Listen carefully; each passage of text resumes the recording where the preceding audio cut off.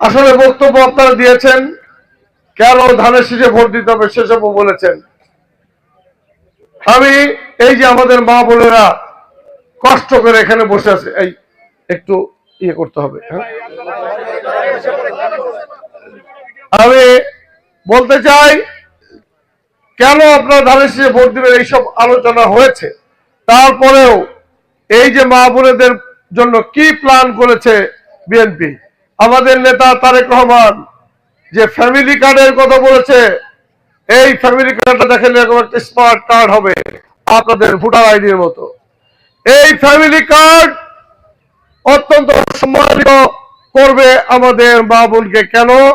কারণ এখানে একটা নির্দিষ্ট পরিমাণ টাকা 2000 থেকে 2500 টাকা এখানে থাকবে এবং মাস পুরোলে আবার এটাকে অটোমেটিক্যালি টপ আপ হয়ে যাবে। এই মাসের মধ্যে আপনি আপনার নিত্য প্রয়োজনীয় জিনিস ক্রয় করতে পারবেন। এইভাবে আমরা 50 লক্ষ পরিবারকে প্রথমে ফ্যামিলি কার্ড দেওয়ার প্ল্যান করেছি।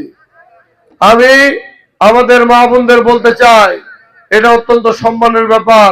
আপনাদের কথা চিন্তা করেই আমাদের নেতা বর্তমান চেয়ারম্যান জনাব তারেক রহমান 31 দফা রাষ্ট্র কাঠামোর মধ্যে এগুলো নিয়ে এসছেন। এই যে আমার ভাইয়েরা বসে আছে, বাংলাদেশের শতকরা 80% লোক হচ্ছে কৃষক। আমরা কিন্তু সবাই কৃষকের ছেলে। এই কৃষকরাই দিনান্ত পরিশ্রম করে অনেক উৎপাদন বাড়িয়ে সেই উৎপাদনের টাকা দিয়ে যেমন তাদের সংসার চালায়, আবার সন্তান সন্ততিকে অনেক লেখাপড়া করায়, উচ্চশিক্ষায় শিক্ষিত করে। সেই কৃষক ভাইদের জন্য এরকম একটা কার্ড প্ল্যান করা হয়েছে, যেটা কৃষক কার্ড। কৃষক কার্ড কি হবে?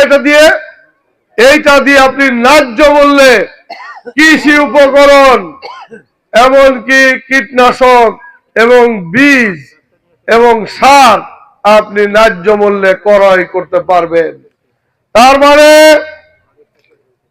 বিএনপি যে চিন্তা করে সেটা অনেক দূরের চিন্তা করে। আমাদের শহীদ প্রেসিডেন্ট জিয়াউর রহমানও এরকম কালোত্তীর্ণ রাজনীতি করেছেন। উনি চিন্তা করেছিলেন, দেখেছিলেন এদেশের মানুষের খাদ্যে স্বয়ংসম্পূর্ণ করতে হলে খাল খননের কোনো বিকল্প নেই।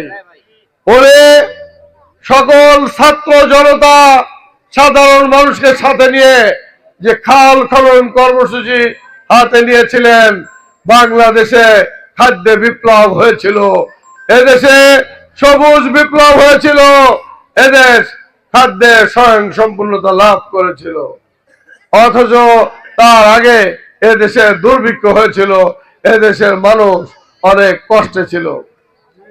আমাদের নেতা তারেক রহমান সিদ্ধান্ত নিয়েছেন, উনি আবার খাল কাটা কর্মসূচিকে ব্যাপকভাবে অন্য মাত্রায় নিয়ে যাবেন, যাতে সেই ধারাবাহিকতা বজায় থাকে এবং কৃষকরা সত্যিকারের শুষ্ক মৌসুমে পানি ধরে রেখে শেষ কাজ করতে পারে। আমাদের নেতা তারেক রহমান বলেছেন 5 কোটি গাছ লাগাবেন। সারা বাংলাদেশে বৃক্ষরোপণ কর্মসূচি শুরু করেছিলেন আমাদের নেতা শহীদ প্রেসিডেন্ট জিয়াউর রহমান। নতুন রাস্তা মানেই 2 পাশে গাছ।